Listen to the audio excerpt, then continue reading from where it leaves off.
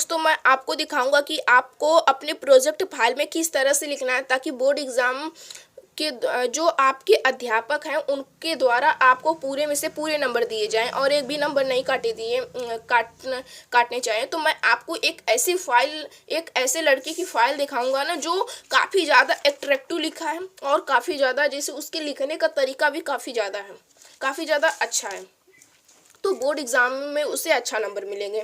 देखिए, सोरठा, दोहा और चौपाई को उदाहरण से समझाइए। ये उसके अध्यापक द्वारा दिए गए प्रश्न हैं। उसको यह लिखता है कि सोरठा पर हेडिंग डालता है, फिर उदाहरण में लिखता है, फिर दोहा, फिर चौपाई, इस तरह से वह लिखता है। फिर दूसरा प्रश्न यहाँ पर है कि आतंकवाद पर निबंध लिखिए। तो वह क्या करता है ना कि देखिए यहाँ पर रूपरेखा पहले बनाया है।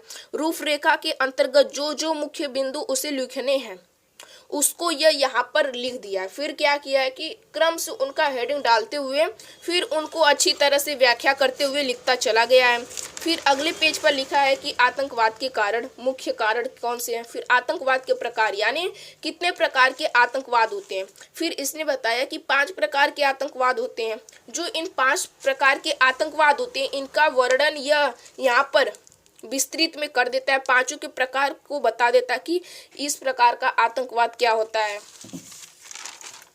फिर आतंकवाद का दुष्परिणाम क्या होता है, फिर आतंकवाद से समाधान यानी आतंकवाद से बचे कैसे, फिर उपसंहार यानी निष्कर्ष।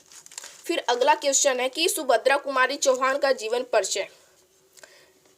इसी तरह से आपको बोर्ड एग्जाम में भी तकनीक लगाना यानी इसी तरह से आपको बोर्ड एग्जाम में लिखना है। पहले क्या करना है कि आपको कोने की साइड एक बॉक्स बना लेना है। यहाँ पर उनके मुख्य बिंदुओं को लिख देना है, जैसे कि नाम सुभद्रा कुमारी चौहान, जन्म 1904 ईस्वी में हुआ था, जन्म स्थान निहालपुर प्रयागराज में, पिता रामनाथ सिंह, मृत्यु 1948, प्रमुख रचनाएं। फिर आपको क्या करना है कि जीवन परिचय हेडिंग डालकर इसके अंतर्गत सभी मेन पॉइंट को आपको लिख देना। फिर अंत में प्रमुख रचनाएं हेडिंग डालेंगे, फिर वहाँ पर इनकी रचनाओं के बारे में आपको उल्लेख करना है यानी रचना का नाम बता देंगे। इसके बाद अगला क्वेश्चन है कि अग्रपूजा खंड काव्य की कथा वस्तु संक्षेप में लिखो। अग्रपूजा खंड काव्य की कथा वस्तु संक्षेप में लिखो। तो अग्रपूजा खंड काव्य को 6 सर्गों में विभाजित किया गया। तो इसने क्या किया कि प्रथम सर्ग, द्वितीय सर्ग, तृतीय सर्ग, चतुर्थ सर्ग और पंचम सर्ग, षष्ठम सर्ग, इसने क्या किया कि 5 जो सर्ग हैं, 6 सर्ग हैं, उनका प्रमुख रूप से उल्लेख कर दिया है। काफ़ी ज़्यादा यह अच्छी तरह से लिखे हुए हैं। इनको जो स्कूल के द्वारा इन्हें 6 में से 6 नंबर जिसे 30 में से 30 नंबर दिए जाएंगे, क्योंकि इनकी जो लिखने का तरीका ये काफ़ी ज़्यादा कैजुअल है। फिर यहाँ पर षष्ठम सर्ग इन्होंने हेडिंग डाला। फिर यहाँ पर अगला क्वेश्चन है कि अग्रपूजा खंड काव्य के आधार पर युधिष्ठिर का चरित्र चित्रण करो। तो इन्होंने क्या किया है ना कि युधिष्ठिर के चरित्र का चित्रण अच्छी तरह से किया। फिर अगला प्रश्न है, आपको 2 तरह से जीवन परिचय लिखने हैं, लेकिन बोर्ड एग्जाम में आपको एक ही प्रकार के जीवन परिचय लिखने के लिए बताए जाते हैं। वह प्रश्न इस प्रकार का आता है कि निम्नलिखित कवि में से किसी एक का जीवन परिचय लिखते हुए उनकी एक रचना का नाम बताइए। तो उस तरह से जिस तरह से लिखना है मैंने आपको पहले ही बता चुका है सुभद्रा कुमारी चौहान में। यदि इस तरह से प्रश्न आ जाता है, सूरदास का साहित्यिक परिचय के साथ उनका जीवन परिचय लिखते हुए उनकी प्रमुख रचना का उल्लेख करो। तो आप लोग पहले कोने में यानी कॉर्नर में एक आपको कॉलम बनाना है, इसे फ्लो चार्ट बोलते हैं, संक्षिप्त परिचय। फिर आपको जीवन परिचय हेडिंग डालकर फिर साहित्य परिचय डालकर लिख देना है। फिर बाद में प्रमुख रचनाएं लिखेंगे, जो जो रचनाएं। फिर अगला प्रश्न क्या है कि अपने पाठ्य पुस्तक से 3 श्लोक को लिखिए।